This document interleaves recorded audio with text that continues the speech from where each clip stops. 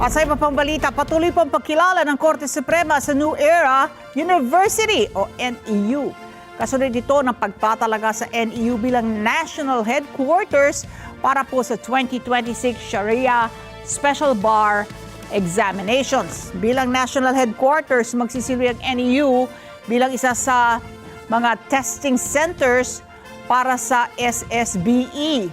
Tinalaga ng Korte Suprema New Era University bilang headquarters nga po ng 2026 Sharia Special Bar Examinations. At sa simpleng seremonya na sinagawa po nung nakaraang linggo, sinagawa ang contract signing na sinaksihan po ng mga Supreme Court Justice sa pangunguna ni Supreme Court Chief Justice Alexander Gesmundo. Dumagda naman sa kasunduan sina Dr. Alberto Domingo Jr., President at Chairperson ng Board of Trustees ng NEU at si Attorney Marie Lomibao Cuevas ng Clerk of Court and Bank. Binigyan din ni Associate Justice Henry Jean Paul Inting na pinapakita ng nasabing pagtutulungan ang pagpapalawak ng access sa hustisya at pagpapalakas ng pangangasiwa ng Sharia sa loob ng legal system ng Pilipinas.